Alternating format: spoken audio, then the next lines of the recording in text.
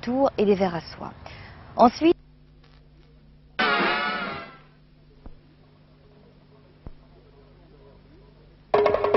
détournement de l'Airbus, le récit du commandant de bord. Attentat près de Bastia, les 3/4 de la Corse privée de télévision. Rassemblement au Larzac et dans la Manche, qui sont les écologistes? Finale du championnat d'Europe d'athlétisme à Helsinki, un record du monde battu.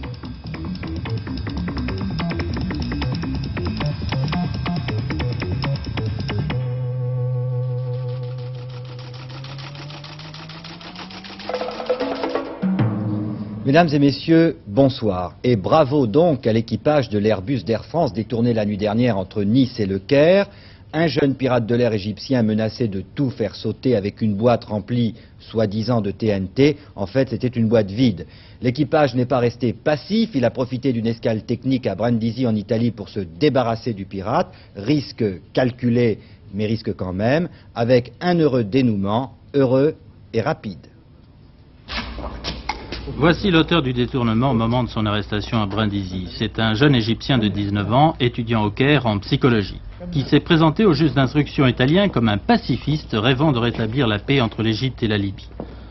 Un pirate apparemment pas très dangereux qui a surtout utilisé l'arme du bluff. Une boîte de biscuits vide, qu'il disait pleine de dynamite, une hachette d'incendie prise à bord, plus tout de même un couteau.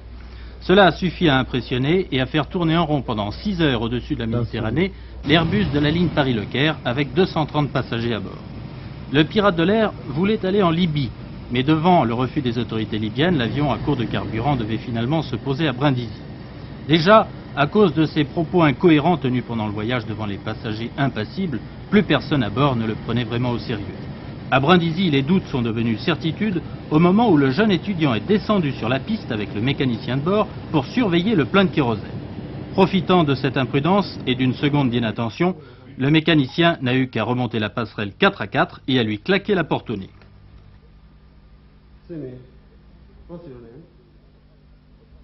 Il a essayé de reprendre la passerelle de l'avion et avec la hache a voulu taper dans la porte. Il a cassé d'ailleurs un petit hublot de verre. Mais nous avons mis les moteurs en route, nous avons allumé tous les phares, et là il a été très impressionné par la manœuvre, il est redescendu en courant, il est parti, et il a été cueilli par la police 5 minutes après. Et pourquoi était-il descendu? Vous l'avez éjecté ou bien il est descendu lui-même? De son plein gré. Pourquoi? Parce qu'il était en confiance, il voulait activer les pleins, il voulait surveiller le refueling, il était descendu. Ce qui prouve qu'il n'était pas très bien organisé. Est-ce que vous étiez sûr que ce pirate, à ce moment-là, bluffait? Absolument sûr. Oui. Nous étions sûrs qu'il n'avait pas de comparse en cabine, et nous étions sûrs que son armement était un armement de pacotille. Et pourtant, au début, vous avez bien marché. D'accord, nous avons marché pendant une bonne heure. Il était menaçant? Il était très menaçant. C'est-à-dire? Il avait un couteau sous la gorge du mécanicien et un paquet soi-disant d'explosifs dans sa ceinture. Comment avez-vous pu alors vous rendre compte qu'il bluffait? Par son comportement au fil des heures.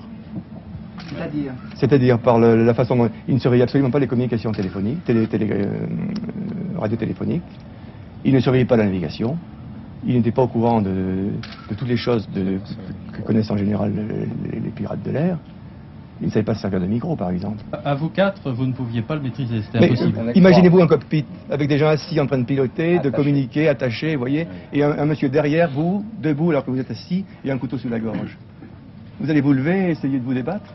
Mais il est resté avec ce couteau pendant toute la durée du détournement? Une bonne heure au début, oui. Tout le début du détournement. Quelles étaient ses intentions? Et je les ignore. Il a fait appel à un moment au consul d'Égypte, qu'il aurait voulu récupérer à bord et emmener à une destination inconnue, mais tout ça a été assez décousu et il n'y avait rien de très précis. Tarek El Sayed est aujourd'hui inculpé de piraterie aérienne et de séquestration par le juge italien. Il échappe tout de même à l'inculpation de détention d'armes, sans doute à cause de la boîte de biscuits. Pour les 3/4 des Corses, le petit écran est vide. Après l'attentat qui a détruit la nuit dernière l'émetteur de télévision de Bastia, seuls les téléspectateurs de la région d'Ajaccio et de l'extrême sud de l'île peuvent recevoir la première et la deuxième chaîne. Les autres seront privés de programme au moins pendant 18 mois. Cet attentat, chiffré à 30 millions de francs, et qui a provoqué, on s'en doute, la colère des téléspectateurs corses, est à ajouter aux 6 autres qui ont endommagé la nuit dernière le rectorat d'Ajaccio, une agence immobilière, les locaux de l'INSEE, ainsi qu'un hôtel près de Bastia. Il n'y a aucune victime, mais toutes ces explosions ne sont pas sans rapport, sans doute, avec le rassemblement autonomiste prévu demain à Furiani, à l'appel des frères Simeoni. L'organisation rivale, le Front National de Libération Corse, a voulu frapper les 3 coups de ce rassemblement. Le relais de Serra di Pigno au-dessus de Bastia avait été équipé en juin dernier pour couvrir l'ensemble de la Corse dans les meilleures conditions de réception. Or, cette nuit, un commando de 5 hommes, armés et masqués, fait irruption dans le centre, obligeant sous la menace des armes le personnel à quitter les lieux. C'est vers minuit et demi que les 2 charges de dynamite placées dans la salle d'émission détruisent totalement le centre de commande, la 3e charge, celle placée au pied du pylône, n'ayant pas fonctionné. Cet attentat va priver de télévision une grande partie de l'île. Le relais ne pourra être remis en état vraisemblablement avant le printemps prochain. Je trouve que ce sont des actes de vandales. Je ne comprends pas pourquoi on s'attaque à la télévision. Pourquoi? Ça rime à quoi? Ça sert à quoi? Non, je condamne ça et énergiquement, je dirais. Que nous aimerions que les jeunes dépensent leur énergie de façon beaucoup plus, je dirais, beaucoup moins destructive. Et ces cochons-là, ils ont plastiqué, et nous, on n'a pas de télévision. Regardez. Qu'est-ce que vous voulez faire? Ah, dis-la, Franck. Moi, je suis l'après-midi que je travaille, et je suis à la maison que je repasse. Mais la télévision me manque l'après-midi. Et je suis vieille, le soir, il me la faut. Moi, je ne vais pas au café, je ne vais pas au cinéma. Quand j'étais jeune, je m'en foutais, mais maintenant. Et puis, nous payons les cotisations assez chères. 3e et dernier rendez-vous de l'été des écologistes. Un double rendez-vous ce week-end à Flamanville contre le nucléaire, au Larzac contre les militaires. Flamanville, près de Cherbourg, c'est l'un des principaux chantiers nucléaires français. Depuis 2 mois déjà, les écologistes bataillent contre la construction de la centrale. Il y a eu notamment une marche à Pâques, mais cette fois les organisateurs, gardant en mémoire les événements de Malville, ont pris soin d'organiser, disons plutôt une fête assez loin du chantier, afin d'éviter tout affrontement. Le Parti socialiste ne participe pas à ce rassemblement. Au Larzac, dans l'Aveyron, le problème est bien connu. Paysans et écologistes luttent depuis plusieurs années contre l'extension du camp militaire. Chaque été, ils organisent une sorte de kermesse. Là encore, tout a été fait pour éviter les actes de violence. La manifestation est d'ailleurs autorisée par le préfet. Cela dit, qui sont-ils ces écologistes dont on parle tant? Qui sont-ils et que veulent-ils? Eh bien, vous allez voir que la réponse à cette question n'est pas si simple.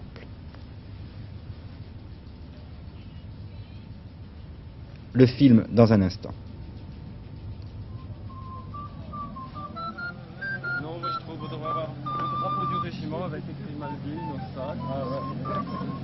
Après un grand matin. Dernière étape. Tu veux qu'on pousse? Avec nous. Patrick! Ce ne sont pas des scouts ni des moniteurs de colonies de vacances. Ils ont décidé d'aller à pied par étapes de 25 km de nos sacs jusqu'au Larzac, qu'ils arriveront demain. Ils étaient à Malville, on les appelle à tort ou à raison les écologistes. Qui sont-ils? C'est presque impossible à dire. Le mieux, ça a été de leur demander. La méfiance est grande vis-à-vis des médias, mais quelques-uns ont bien voulu parler. Oh, un écologiste, c'est vraiment compliqué parce qu'il y a vachement de motivations qui peuvent amener quelqu'un à être écologiste. Soit des histoires carrément alimentaires, c'est un peu là-dessus qu'on a démarré, avec des bouquins qui sont sortis, type La cuisine du diable et tout, qui datent vraiment des années 50, de types qui passaient vraiment pour des dingues à cette époque. Puis après, c'est beaucoup plus large parce que c'est un choix de société industrielle, un choix de ce que veut une certaine jeunesse et qui peut s'étendre à toute la jeunesse. Est-ce que vous êtes un écologiste? Bah, je sais pas comment on entend par écologiste. Disons que je viens d'une région, comme j'ai dit tout à l'heure, là, où le problème de l'écologie est très important et on a beaucoup de problèmes également avec la pollution et tout ça. Vous venez d'où? De Finistère Nord. Et on sait très bien ce qui se passe chez nous au niveau du pétrole, au niveau des centrales nucléaires. Bon, on n'a peut-être pas les problèmes de barrage, mais on a également les mêmes problèmes de pollution. Est-ce que vous vous rattachez à un groupe politique ou à une idéologie? Aucun groupe politique, mais ça n'empêche pas qu'on est là, quand même. Est-ce que l'on peut penser que vous êtes plus à gauche qu'à droite? Oh bah, je parle pas ni de gauche ni de droite, ça m'intéresse pas. J'ai fait beaucoup de voyages en Afrique, en Algérie. J'ai vécu là-bas des choses vraiment très intenses avec des gens qui vivent sans confort. Je me suis dit qu'on était vraiment cons avec nos plastiques, nos trucs, nos nourritures qui n'ont aucun goût, rien du tout. Et qu'on dépense vraiment beaucoup d'argent et qu'on leur pique cet argent en fait pour vivre pas mieux qu'eux. Je suis d'accord avec les écologistes si on veut, mais je ne suis pas seulement un écologiste. Enfin, je pense que c'est une tentative de limiter les gens dans un ghetto aussi. Je suis quelqu'un qui veut vivre en général. Et je pense que l'écologie, à la fois en tant que science et en tant que mouvement actuellement, puisque c'est devenu un mouvement politique, un mouvement de vie aussi, m'intéresse, mais je ne suis pas qu'un écologiste.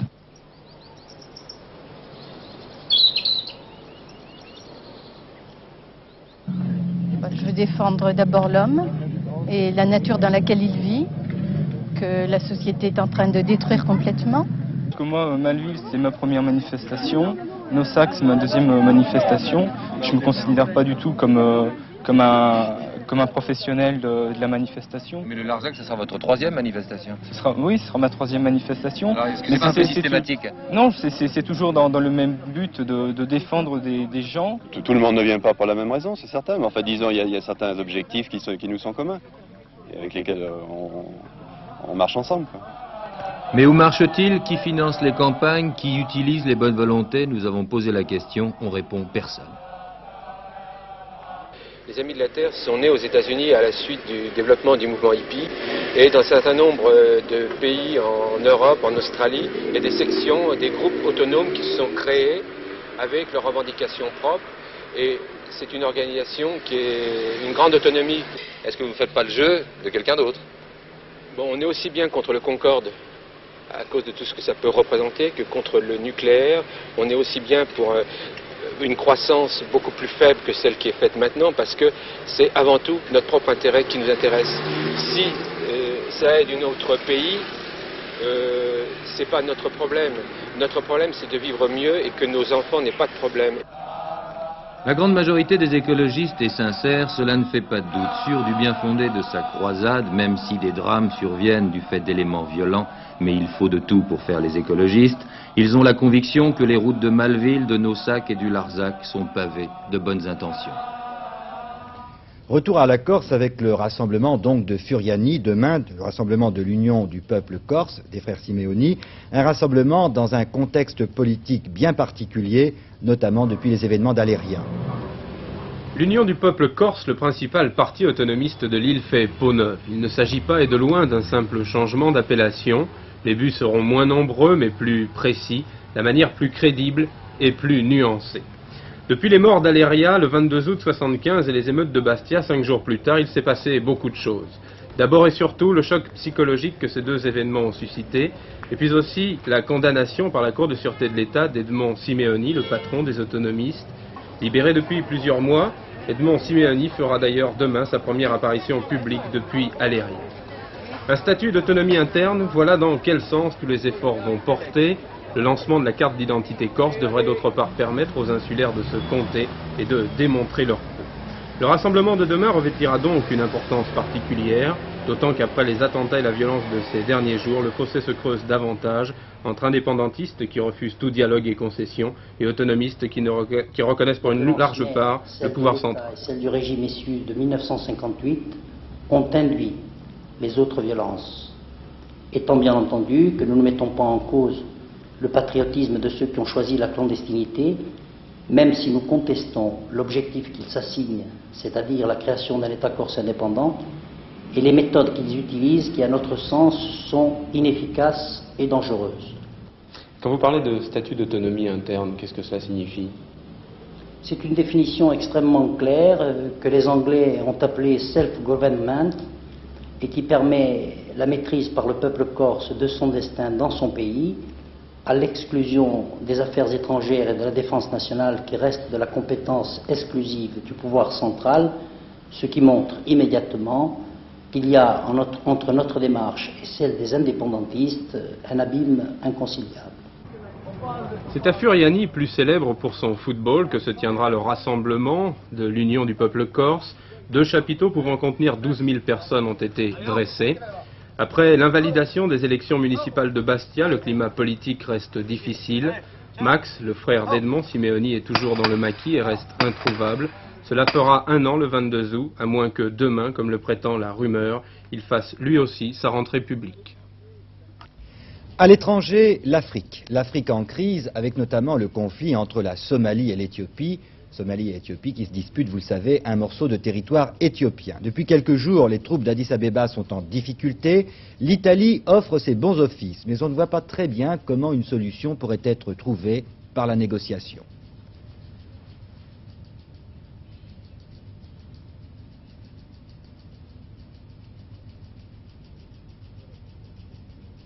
Le reportage de notre envoyé spécial. Depuis l'écroulement de l'empire du Négus, l'Éthiopie est dirigée par des militaires, dont le chef est le colonel Mengistu Haile Mariam, que l'on voit ici à Moscou lors d'une visite officielle. En effet, le principal soutien des militaires éthiopiens, diplomatiquement et militairement, est devenu l'Union soviétique. Régime fragile qui doit faire face à 2 guerres de libération provinciales, d'abord en Érythrée, ancienne colonie italienne, rattachée à l'Éthiopie en 1947, et dont les 3 mouvements de libération mènent une guerre sans merci contre les troupes éthiopiennes. Après 1 an de victoire sur le terrain, les rebelles contrôlent toute la province à l'exception des 3 plus grandes villes. Les Érythréens bénéficient du soutien actif du Soudan et des pays arabes. Deuxième front, l'Ogaden, province désertique dont la population est d'ethnie somalienne. Depuis 3 mois, la guerre dans l'Ogaden s'intensifie. Addis Abeba, tout en reconnaissant avoir perdu le contrôle de la plus grande partie de la province, accuse la Somalie d'agression et affirme que les maquisards de l'Ogaden ne sont que des soldats somaliens à peine déguisés. On signale d'ailleurs depuis 1 semaine des incidents directs entre Somaliens et Éthiopiens. Troisième front, celui de l'approvisionnement de l'Éthiopie. Les maquisards de l'Ogaden ont coupé le chemin de fer qui relie Addis Abeba à Djibouti et qui était un véritable cordon ombilical pour l'Éthiopie. Le régime du colonel Mengistu a décrété la mobilisation totale. Plus de 400 000 membres de la milice populaire ont été entraînés et envoyés vers le front, mais c'est le sort même du régime militaire qui est en jeu, car une nouvelle série de défaites, en Érythrée ou en Ogaden, ne serait sans doute que le prélude à un coup d'État à Addis Abeba. Le ministre français des Affaires étrangères, Louis de Guiringaud, qui se trouve au Kenya, a répété aujourd'hui que la France respecterait son embargo sur les livraisons d'armes à l'Afrique du Sud. Et à propos de la Somalie, justement, M. de Guiringaud a dit que ce pays avait demandé des armes défensives à la France, mais que rien n'avait été décidé. Le secrétaire d'État américain Cyrus Vance, qui a quitté le Proche-Orient sur un échec, essaie de ranimer maintenant les négociations sur la Rhodésie et l'Afrique du Sud. Il a rencontré les principaux responsables noirs de ces 2 pays, mais M. Vance ne semble pas avoir plus de chance qu'au Proche-Orient. L'un des leaders noirs rhodésiens, par exemple, a fait savoir qu'il n'accepterait jamais de participer à un gouvernement avec l'actuel Premier ministre Ian Smith. Au Chili, le général Pinochet vient de dissoudre sa police politique, la redoutable DINA, tristement célèbre par son rôle dans la répression. Cette mesure est considérée comme un geste à l'égard des États-Unis. Et puis, à l'invitation de Mikis Theodorakis, François Mitterrand et plusieurs dirigeants socialistes européens sont en Crète pour réfléchir au thème socialisme et culture. Parmi les compagnons de méditation du premier secrétaire du Parti socialiste, Olof Palme de Suède et Léopold Sédar Senghor du Sénégal. Les hommes politiques en vacances, suite de notre série, après Georges Marchais en Corse, Jacques Chirac en Corrèze, Jean-Pierre Soisson à Auxerre, voici une autre personnalité qui passe ses vacances dans sa circonscription, Villefranche de Rouergue. Robert Fabre, le président des radicaux de gauche, prépare le sommet de l'actualisation du programme commun, mais il n'en parle pas. Son programme actuel, c'est la détente.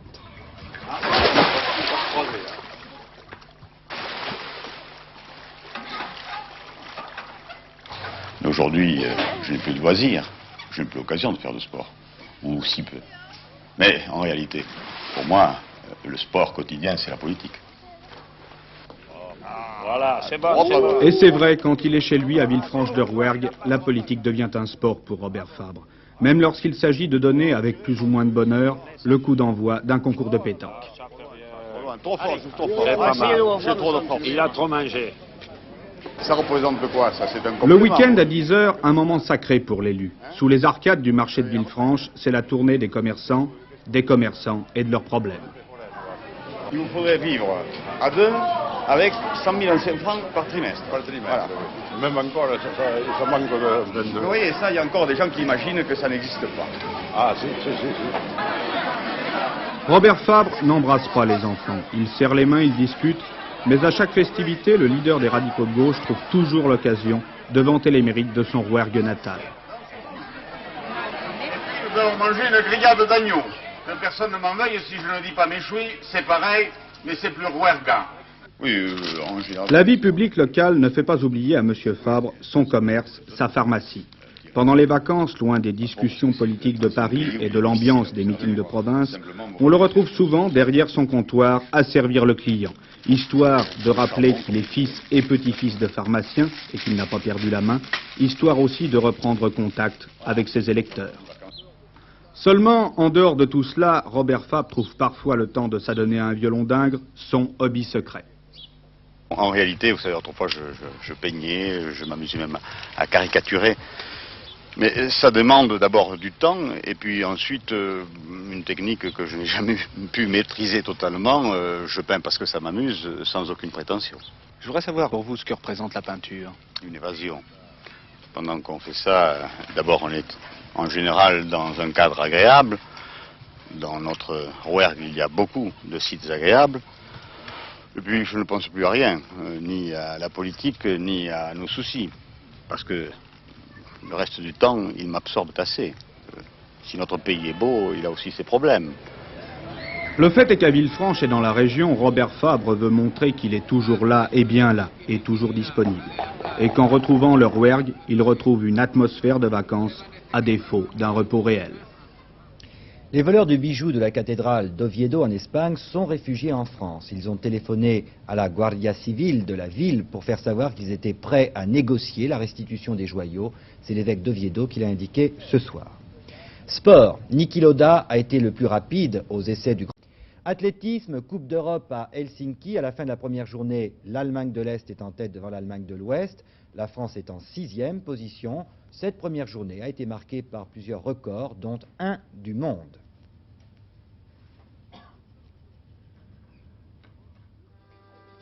Le seul record du monde battu dans cette Coupe d'Europe l'a été dans cette épreuve, le 400 mètres haies dames, par la jeune Allemande de l'Est, âgée de 20 ans, Karin Rosler. Vous allez l'apercevoir dans quelques instants avec son maillot bleu. Karin Rosler est étudiante en éducation physique, elle a pris un départ très rapide.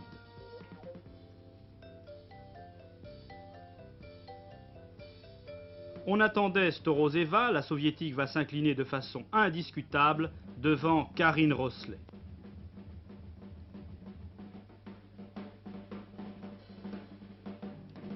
La voici à gauche, regardez-la, fin de course absolument fantastique. Storozeva détenait le record du monde de cette spécialité depuis quelques semaines.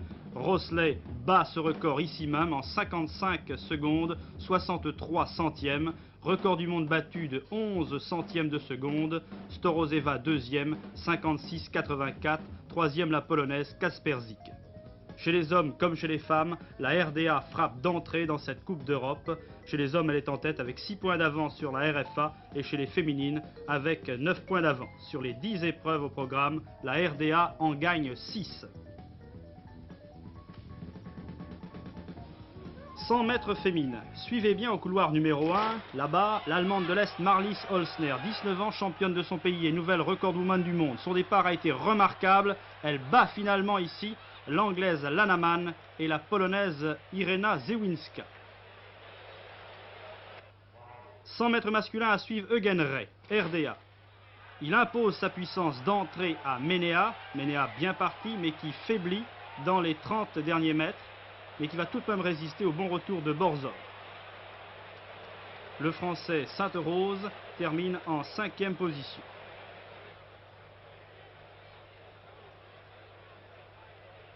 Eugen Rey, à peine 20 ans, 10 secondes 12, retenez bien ce nom.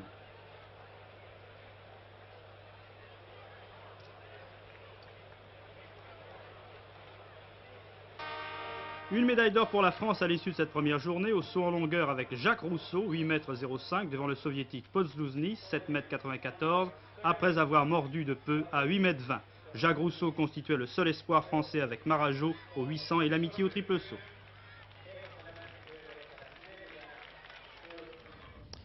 Avant de passer à la météo, voyons avec Bernard Pradino quelles sont les nouvelles qui nous sont parvenues au cours de ce journal. Bernard.